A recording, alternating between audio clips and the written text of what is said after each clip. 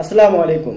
কাগজে কলমে ক্রিকেট নলেজে যদি আপনারা এটা দেখেন, তাহলে বর্তমান ক্রিকেট বিশ্বের অন্যতম সেরা দল ভারত। কেন ভারত সেরা দল? আমি যদি বাংলাদেশ এবং পাকিস্তানের সাথে ভারতের তুলনা করি, তাহলে দেখেন বাংলাদেশের যেই ক্রিকেটাররা একাদশে জায়গা পায়, আমার মনে হয় ভারতের ওই ধরনের ক্রিকেটাররা আইপিএল দলও চান্স পায় না। পাকিস্তানের বেলায় কিছুটা ব্যতিক্রমী হতে পারে।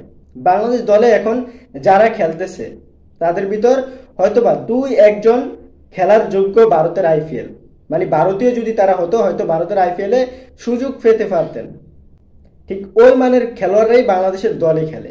পাকিস্তানের বেলায় ঠিক একই রকম, মানে ভারতের 28টা যে রাজ্য আছে, ওই রাজ্য ভিত্তিক একটা দলের সমতুল্য নয় বাংলাদেশ। তার চেয়েও দুর্বল দল বাংলাদেশ, তার চেয়েও দুর্বল দল পাকিস্তান।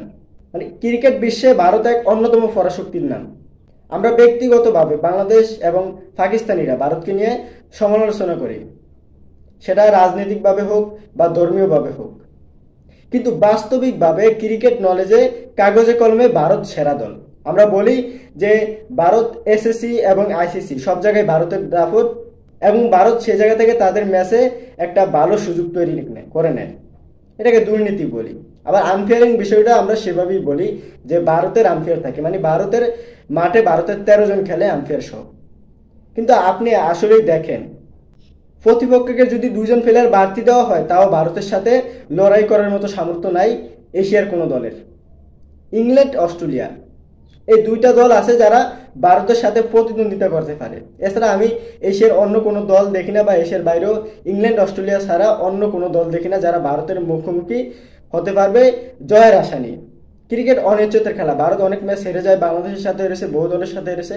তবে বর্তমানভাবে যদি ভারত দলটাকে একটু বিশ্লেষণ করা যায়, সেই জায়গা থেকে আপনি দেখেন তাদের যেই পরিমাণ স্ট্রাইক রেট, যেই পরিমাণ এভারেজ নিয়ে খেলোয়াড়রা দলে থাকে, তার 3/1 খেলোয়াড়রা স্ট্রাইক রেট এবং যদি এভারেজ বলেন বা কোয়ালিটিফুল বলেন, সেই 3/1 খেলোয়াড়রা, 1 পরিমাণ খেলোয়াড়রা বাংলাদেশ দলে এবং পাকিস্তান দলে নাই, যেটা বাস্তবিক অর্থে। ভারতের শুভমান গিল, জয়সওয়ালরা দুর্দান্ত।